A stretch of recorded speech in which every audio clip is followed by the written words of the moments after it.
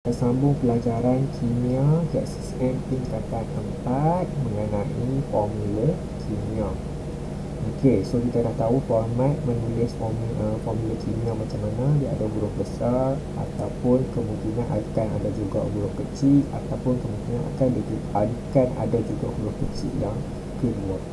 Lepas tu dia ada juga nombor. Kalau ada nombor 1 tak perlu ditulis. Kalau ada nombor 2 dan seterusnya, wajib tulislah nombor itu. So macam mana nak tentukan nombor-nombor itu? Nombor itu melambangkan perkadaran, berapa banyak bilangan atom yang ada lah. So dia ditentukan berdasarkan bilangan charge ataupun susunan yang stabil, elektron yang stabil.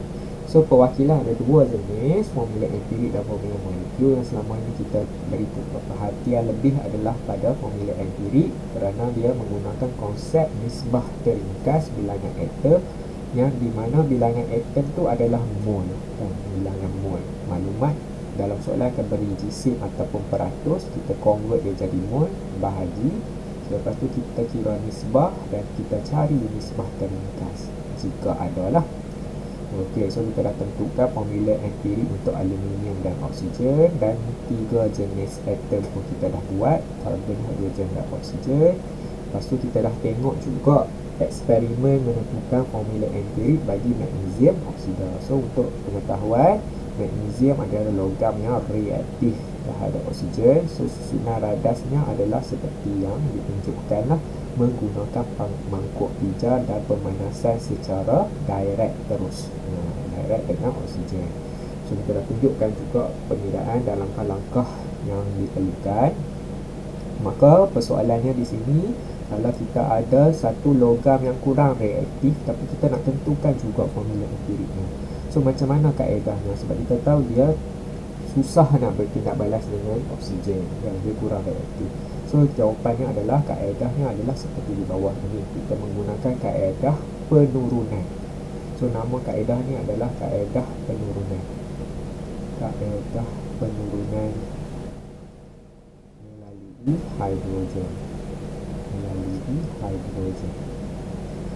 Okey, gas hidrogen lah di sini. So yang tadi sebelum ni kita guna kaedah pemanasan terus secara direct menggunakan gas oksigen lah. Yang itu adalah kaedah pengoksidaan. Itu nama dia kaedah pengoksidaan.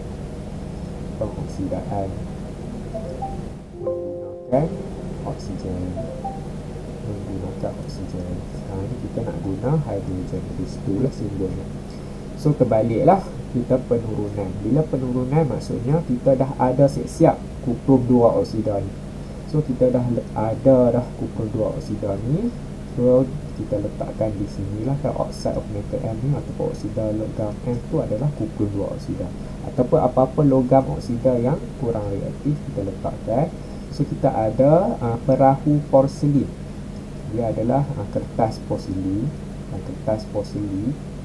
Lepas tu kita buat perahu. Kita buatkan dia jadi perahu. Lepas tu kita letak serbuk oksida tu lah, serbuk oksida yang kurang reaktif tu di dalam perahu itu. So kita ada tabung ataupun tiup pembakaran. So yang ni adalah bukan tabung uji biasa-biasa, kerana dia ada satu ruang terbuka di ujungnya. Selain daripada ruang yang terbuka di sini kan satu ujung, ada lagi satu lubang lah yang dia membenarkan gas tu keluar daripada lubang tersebut. Okey, so dia ada 3 bahagian, bahagian A, bahagian B, bahagian C. So yang ni agak complicated lah. So apa yang dia buat, dia adalah sebenarnya bahagian A ni menghasilkan hidrogen, menghasilkan H2. Bahagian B ni mengeringkan gas hidrogen. Sebab gas hidrogen kita yang terhasil pada A basah, dia ada air sekali. So kita tak mahu yang air tu, kita nak hidrogen saja. Manakala bahagian C ni lah yang kita nak cari formula empirik tu kan. Penurunan oleh hidrogen. Okey, so semua melibatkan hidrogen di sini ya. So, yang pertama ni tindak balas zinc dengan asid hidroklorik cair. Yang ni adalah tindak balas asid dan base. So yang tu nanti kita akan belajar dalam bab 6. So jangan beri perhatian yang mendalam lagi lah buat masa ini. Tapi anda pun pernah jumpa dah sebenarnya benda ni dalam form 2, sains form 2, di mana kalau asid bertindak balas dengan logam, dia akan menghasilkan gas hidrogen lah. So sini ada corong tisel. Corong tisel ni yang ada asid kita. Asid kita ni hidroklorik kan, asid hidroklorik simbolnya HCl, zinc simbolnya Zn lah. So sebelum eksperimen dijalankan, dalam kelalang dasar leper ni kita letakkan siap-siap ketulan zinc. So tak ada asid, tapi asid kita isi dengan corong tisel. So corong tisel ni ada dia punya pembuka dia lah. So kalau kita buka saja benda ni, asid akan turun dan mula bertindak balas dengan zinc. So dia akan keluarkan wap hidrogen. Wap ni sangat basah lah, ada sekalinya air dalam ni. So dia akan travel melalui tiup ni. So hidrogen masuk ke dalam bahagian B, di mana bahagian B X ni adalah kalsium klorida kontan. Kalsium klorida kontan ataupun apa-apa bahan pengering yang lain.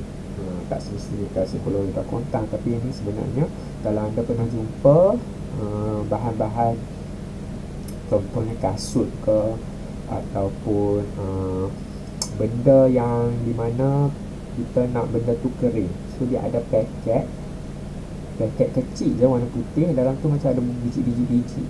Kalau tak nampak dah biji-biji tu, tapi kalau kita pegang ada biji-biji yang keras, yang itu adalah kalsium klorida kontan, sejenis pengering, bahan pengering. Dia akan serap wap air.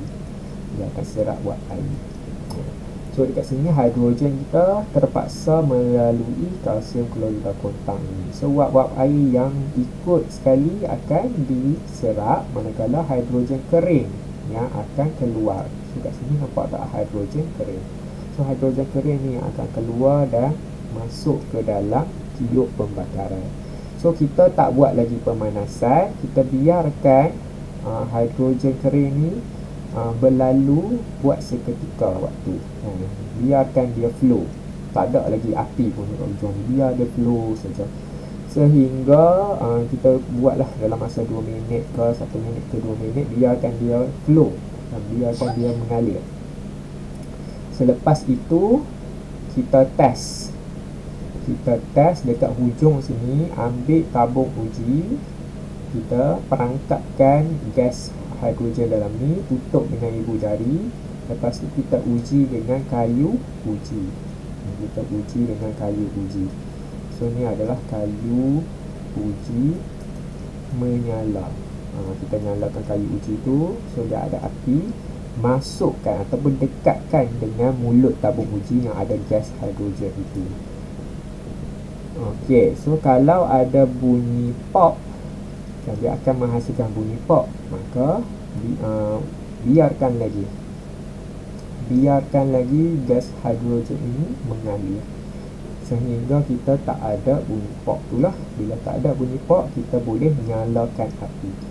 So nyalakan api yang terhasil tu akan menjadi warna biru lah, api yang berwarna biru. Okey, so dekat sini tujuan kita buat ujian pop ni adalah untuk menentukan bahawa selamat ataupun tidak kita nyalakan api. Kerana hidrogen ni dia mudah terbakar dan meletup. Gas hidrogen mudah terbakar dan meletup. So tujuannya adalah untuk langkah-langkah keselamatan lah, sebelum kita panaskan. Sebab kita nak panaskan dengan kuat. So gandingan hidrogen dan oksigen lah yang mudah terbakar dan meletup ni, sebabnya ada oksigen sekali. Kalau gas hidrogen saja dia mudah terbakar, tapi kalau ada oksigen sekali dia jadi mudah terbakar dan meletup. Itu beza dia. Tadi ujian tadi tu, pop tu, untuk menentukan bahawa dalam tabung uji kita ni ada tak oksigen. Maksudnya dalam tiup pembakaran sebelum ni memang ada oksigen lagi. So kalau tak ada dah pop tu, maksudnya dah penuh dengan hidrogen. Okey, so So bila kita nyalakan api dekat sini, biarkan api tu menyala kat hujung sini, maka kita dah boleh start panaskan dengan kuat. Panaskan dengan kuat, panaskan sehingga kita dapat suatu jisim yang tetap lah. Maksudnya kita kena ulang juga proses pemanasan, penimbangan, penyejukan semua tu sehingga kita memperoleh jisim yang tetap.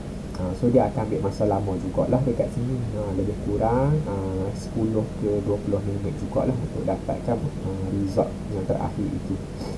Okey, so sebelum itu, sebelum kita nak timbang sejuk tu semua tu, bila kita tutup saja api di bawah ni, kita masih lagi biarkan gas hidrogen mengalir. Apakah tujuannya? Tujuannya untuk memastikan baki logam kita ni, yang bahan yang kita panaskan ni diturunkan sepenuhnya. Kan kita kata bertindak balas lah, tapi tindak balas tu adalah tindak balas penurunan. So kita nak memastikan oksida logam kita tu yang masih ada sisa-sisa baki diturunkan juga sepenuhnya. Okey, lepas tu barulah kita biarkan sejuk dan kita timbang lah, ulang lagi balik, letak balik dalam tabung uji ni, tabung tiup pembakaran ni, panaskan balik, sejukkan balik dan timbang sehingga kita dapat satu jisim yang tetap. Okey, so kita tengok maklumat apa yang kita dah ada. So sebelum eksperimen dijalankan, pastikan kita timbang tiup pembakaran dan perahu porselin yang kosong tu lah, kita akan dapat 24.6. Lepas tu sebelum eksperimen dijalankan juga, tambah serbuk oksida kuprum dalam porselin tu, timbang sekali semuanya sekali, kita akan dapat 27.00. Dan pada akhir eksperimen, bila kita dah dapat suatu jisim yang tetap, yang ada adalah hanyalah kuprum saja, sebab tu nama dia penurunan. Sebelum ni ada oksida kuprum ni telah pun dihilangkan. Dan dihilangkan maksudnya kuprum telah diturunkan jadi oksida kuprum diturunkan menjadi kuprum, sebab tu nama dia penurunan. Okey, so yang ada akhir-akhirnya, last tu hanyalah kuprum sahaja, tapi kuprum ni ada dengan tiup pembakaran perahu porselin. So kita ukur, kita dapat 26.52. So mari kita buat penentuan formula empirik. Macam biasa kita buat jadual. Kita ada kuprum adalah logam, so kita tulis logam dahulu, dan kita ada oksigen bukan logam, so yang bukan logam kita tulis kemudian. Okey, so kita buat jadual macam biasa.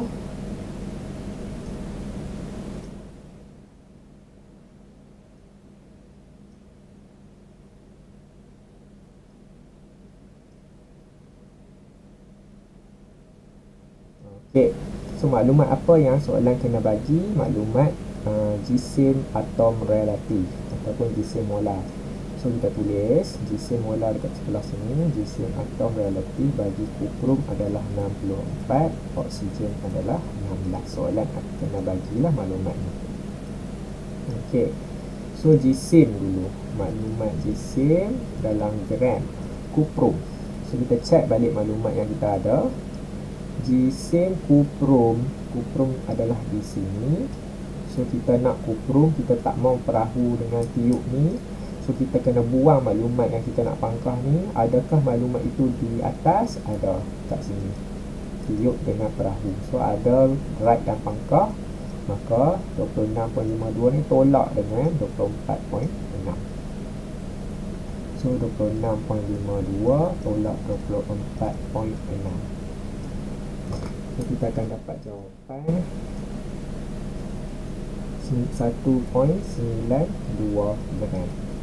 Okey, oksigen, maklumat oksigen ada pada oksida, tapi kita tak mahu kuprum, kita tak mahu perahu, kita tak mahu tiup pembakaran. Ada tak maklumat 3 benda kita tak mahu? Adanya di bawah ni lah, kat sini dan dekat sini. So kita ambil 27, kita tolak dengan 26.52. So 27.00 tolak dengan 26.52. Kita akan dapat 0.48 gram. Okey, selesai mengira maklumat jisim.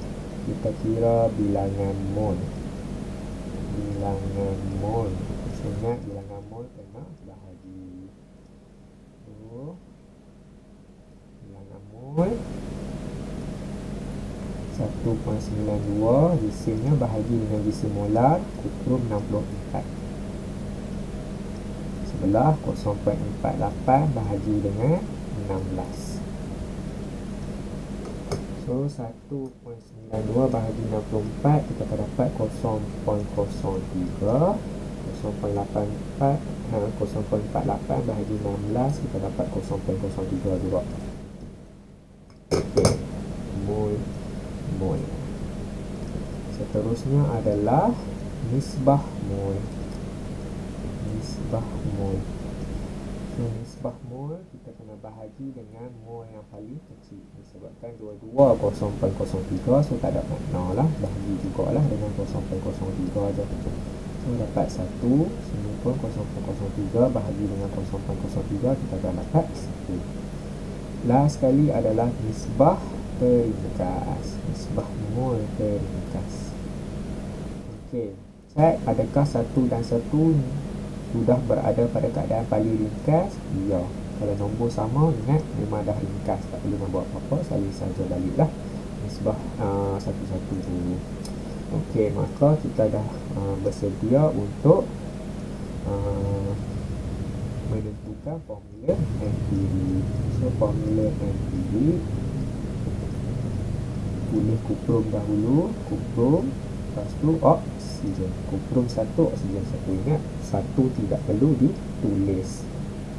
Okey, so itu adalah cara untuk menentukan formula empirik bagi logam yang kurang reaktif. Maka ada soalan yang akan tanya, adakah formula empirik